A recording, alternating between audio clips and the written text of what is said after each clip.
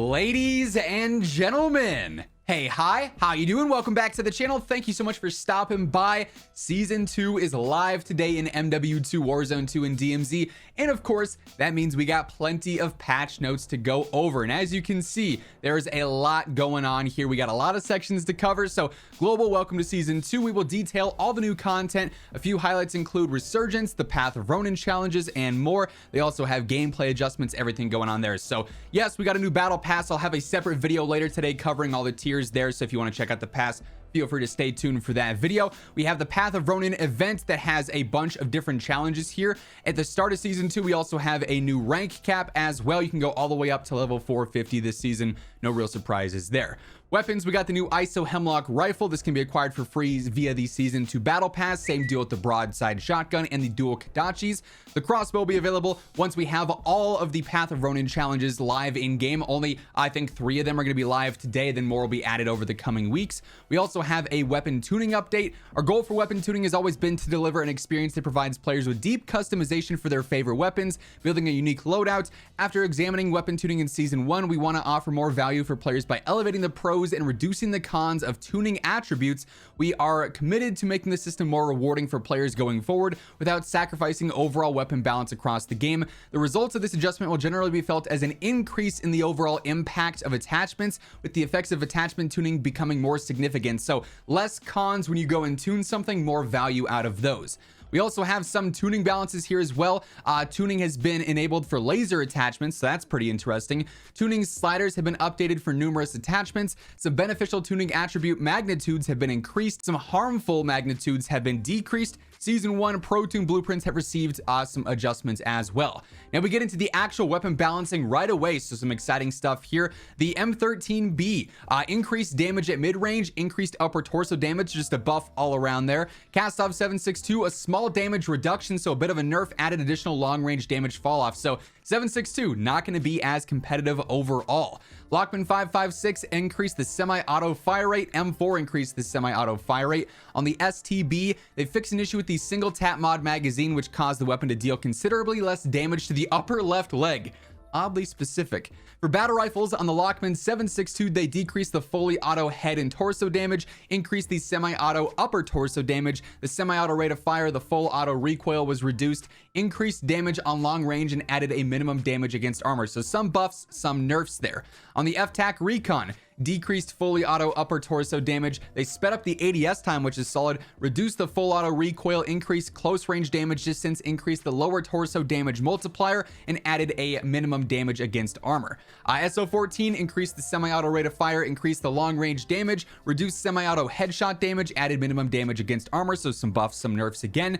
Then on the TAC V, the best battle rifle, decreased the mid-range damage, increased the semi-auto torso damage, reduced the semi-auto leg damage, decreased fully auto head damage, decreased fully auto head damage twice, okay, reduced the semi-auto rate of fire. Basically with these, we're gonna have to wait and see until Sim updates their data mine stats and see the full-on impacts to an overall combination shot TTK to see how drastic these updates were. Handguns X13 auto reduced the damage while using akimbo. That's a big nerf there. Increased the lower body damage, increased the close range damage, increased damage distances. So it's probably still gonna be worth using single, but not as akimbo. For the launchers, the Strela, they removed the activation distance for projectile, and the projectile now explodes. RPG, small increase to splash damage amount, small reduction to splash damage range. The RPK, small reduction to the ADS movement speed, so it's going to be even slower to strafe now. Reduce the mid and long range damage, that's going to be significant. Reduce the damage ranges, also significant, and a small increase to ADS. So nerfs all around for the RPK. On the RAL, they increased the recoil, but that means the RAL still has the best TTK out of all the guns in the game, basically. For the EBR, they reduced the long range damage and increased the upper torso damage. They added a minimum damage against armor. On the LMS, added minimum damage against armor. TAC M, slight fire rate increase. That's solid because this gun is shooting super slow. Increased the upper torso damage, added the armor minimum. For melees, increase the non-lunging melee damage range, allows players to hit equipment on the ground with melee while crouched. I'm not sure if I love the increase to the damage range there. Melee attacks with non-melee weapons will now require 3 hits, so at least there's that. That's solid.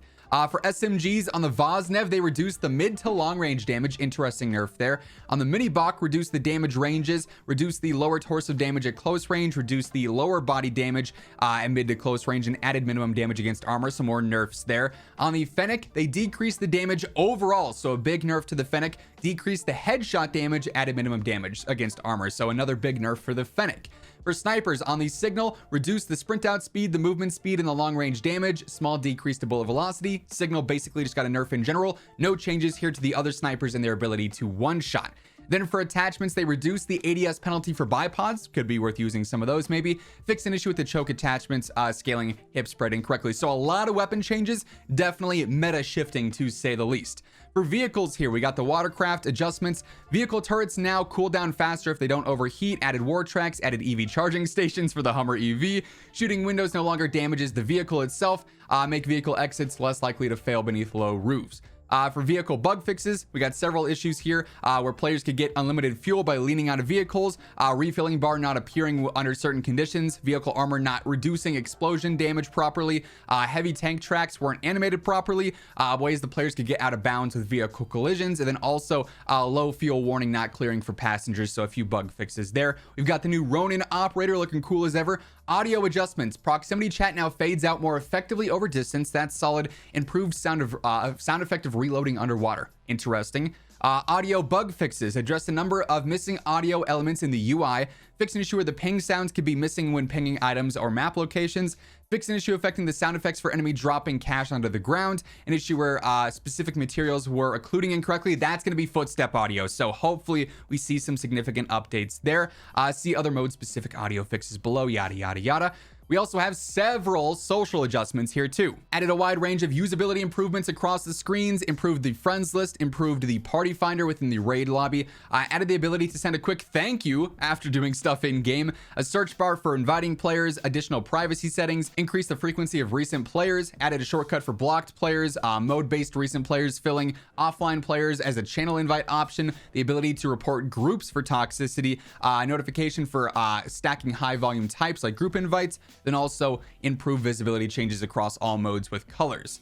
For social bug fixes, we got a ton here, and frankly, because this is not a huge area of focus, I'm just going to slowly scroll over these, and then you guys can sort of pause the video if you want. That way we're not spending a ton of time on somewhat trivial issues here and there. For UI and UX, so these are menu improvements. Improved navigation and organization of the camo menu, improved view rotation and zoom of operators and weapons, slight increase to the animation speed of polyatomic, that's cool.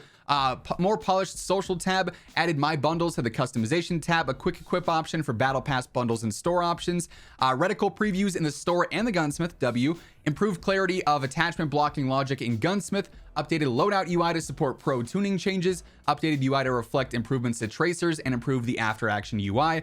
They addressed some issues blocking camo progression, so you shouldn't have any issues where it's stuck at 50 out of 51 now. Incorrect preview cards, addressed bugs impacting the after action report to show things incorrectly, and then some issues with cosmetics.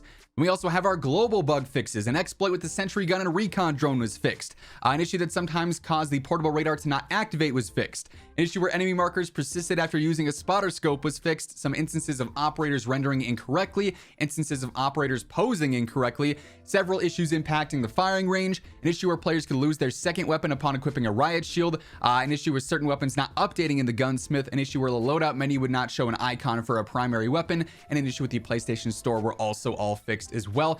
Quick reminder, as we're going through all the changes today, every single day, I got you guys covered with everything going on in COD, news, updates, class setups, tips, it's all right here. So if you're a part of the 55% of viewers who are not already subscribed, feel free to hit that sub button, turn on those post notifications to join us on the road to 1 million subs. And if you guys enjoyed the video, let me know by dropping a like on it as well. Would be seriously appreciated. Let's try and aim for 2,000 likes on this one. For PC settings, they updated the gyro aiming a little bit. I don't think this is something many players are using, but it's there if you want to try it out. It's kind of cheesy with the recoil, but has a very high learning curve. For Spec Ops, they upgraded some stuff here with the Atom Grad raid with the Party Finder option. Also just a quick bug there. Some specific issues with the Sentry Gun, specific points where players could leave the playable area, then also an issue where the graphic price loading screen was not working correctly. For co-op, they added a new modifier there for the one in the chamber to low profile. Adjustments were added in as well here for the Juggernaut and whatnot restarting mission. There are some bug fixes for co-op as well. The low profile mission and Defender, Mount Zaya, and High Ground all had some specific bug fixes added in here as well that obviously, if you want the specifics, feel free to pause the video. We get into multiplayer here. Of course, we got plenty of new modes dropping today with the launch of the season, even more coming mid-season as well. Infected, Gun Game, Grind, and Hardcore are all live today. We've got 4 maps live today as well. Dome, Museum is back, Observatory for battle maps or Ground War, and then the Airport for Ground War as well. We also have a new map coming with the mid-season update apparently as well, which is very exciting. General, enhanced occlusion in all 6v6 maps, so the audio is going to be better now. Also added some improved dog tag audio.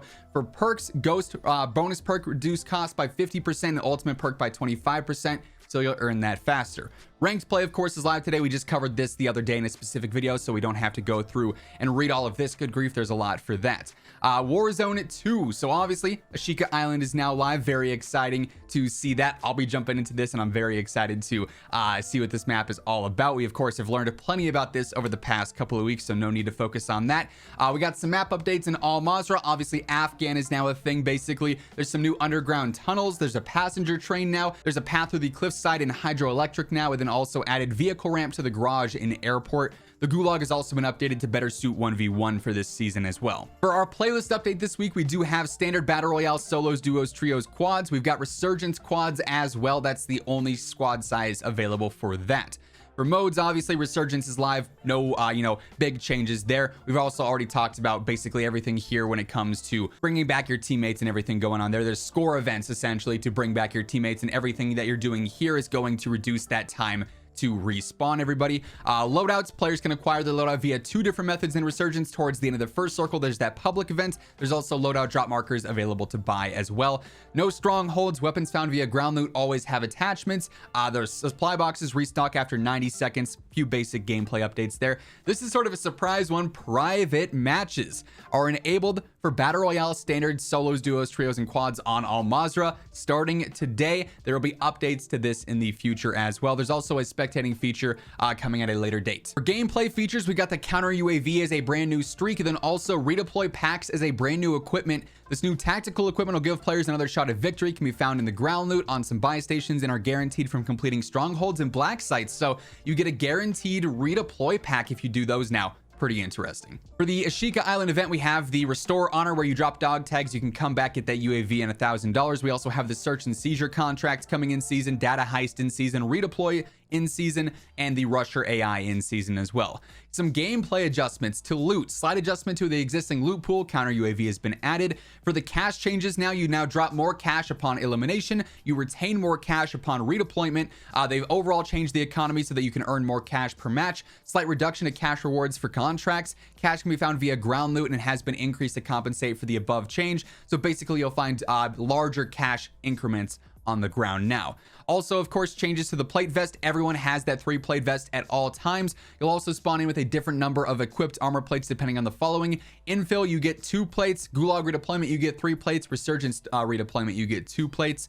For perk packages, Overclock and Bird's Eye are now disabled. You cannot use those as custom perks. For buy stations, the spawns have been adjusted. Locations will be static across every match, so they'll always be in the same spot. They also adjusted the loadout drop price, 8,000, 12,000, 16,000, 20,000 depending on your squad size. Strongholds and black sites are now a primary way to earn the redeploy pack. AI combatant damage was decreased, so that's solid. AI combatants are also leaving the area during the final 3 circles, so they won't be chasing you in endgame. Champions Quest, there's an adjustment to the difficulty now. A new weapon blueprint reward is available for completing it, so that's pretty solid. All other Champion Quest rewards will remain the same. Backpacks and inventory loot will now drop out of the containers, just like it's the explosion loot basically from Warzone 1, so no surprises there. Basically just reverting it back to that. Every player will have the same small backpack. When players expend an item in their active loadout, stored items from the backpack will no longer fill that slot, so interesting note there. Loadout drops, we have the second event happening in the 5th circle now. Spawn protection protects the players when they are between 64 and 19 meters off the ground. No more shooting enemies out of the sky if they're close to landing. For the Gulag, it's 1v1, of course. Flag control replacing the Jailer. Pretty basic updates here. They've added rifles, SMGs, LMGs, no shotguns either. Cash is going to spawn on the ground. You can now select and edit your loadouts in the pre-game lobby, so that's solid. Plating improvements, 25% movement increase while plating. That's solid. Players can now sprint while plating. Players can now burst through doors while plating. Each squad member has a unique color for the ping. The interrogation, the reveal mechanic has changed from an orange outline to a red marker. Improved the separation of loot on steep inclines and in tight areas. Combat records will come online as a part of Season 2. The statistics present in Warzone 2 will only be tracking from today onwards. No old stats are counting. Play again is now going to be an option as well. We got a lot of bug fixes to go over here for Warzone 2. Collision issues. An issue causing loadout icons to disappear on the TAC map, so you won't be, losing those anymore.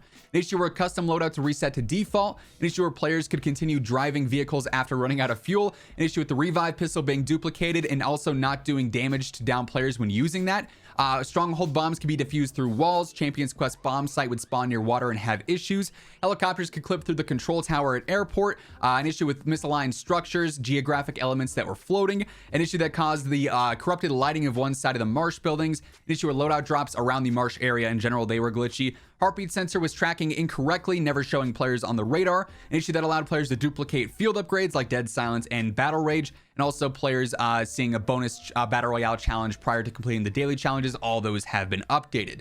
Then we get into DMZ. We, of course, can now play DMZ on Ashika Island. There's the new Crown faction available for MW2 owners only. We have our reset as well. So faction mission progress has been reset. Previously unlocked insured weapons will remain unlocked. Contraband weapon inventories have been reverted. Keys have been reverted. We also have that mission refresh as well. New mission sets will send players to all three areas. Basically, that's Building 21, Al Mazrah, and Ashika Island. Gameplay adjusted the overall scaling of missions as the factions tiers progress. For contracts, secure intel no longer calls reinforcements to the radio tower. There were also some changes to the attack helicopter and the HVTs. Adjusted the lethality of all the Al Mazrah AI and the accuracy of them at range, so the bots are going to be a bit easier to take out. Now they're not going to be as deadly, basically. They've also updated some infill locations, dead drop locations, exfil locations, and boss locations in Al Mazrah. For adjustments, plating improvements, same speed upgrades and changes as over in Battle Royale, same deal with the pings and interrogation too. Some bug fixes here. They fixed an issue when attempting to pick up an armor plate, causing a crash with a full inventory. An issue where you could duplicate weapons. An issue where players could get stuck in the infill screen. An issue where you couldn't mute squad mates, where two exfil helicopters could collide, apparently. A downloading instance inventory glitch on the menu. An issue where two items could be removed from a backpack when trying to remove only one. An issue that allowed players to duplicate field upgrades, and issues that caused obstructed and misaligned loot. Now, looking ahead, Season 2 Reloaded, I've got some very exciting intel for you guys here. Brand new raid episode, new multiplayer modes, and a new 6v6 map. Okay, it's looking pretty spicy. Kind of reminds me like the hotel vibes from Black Ops 1. I think this looks pretty cool. I'm excited for the mid-season map now. Season 3 confirmed. Gunfights coming back. New maps every season. Plunder returns. Warzone ranked confirmed in Season 3. So we'll have more details in a video later on this week. That's all I'll say for now. Stay tuned. Trust me, you won't want to miss that. Huge update though here for Season 2. That's effectively going to wrap things up though. If you guys enjoyed the video, let me know by dropping a like on it. And if you're new here, feel free to hit that sub button, turn on those post notifications to always stay up to date. But once again, thank you so much for tuning in. And until next time, take it easy. Have an awesome rest of your day. I'll catch you guys later. Peace out.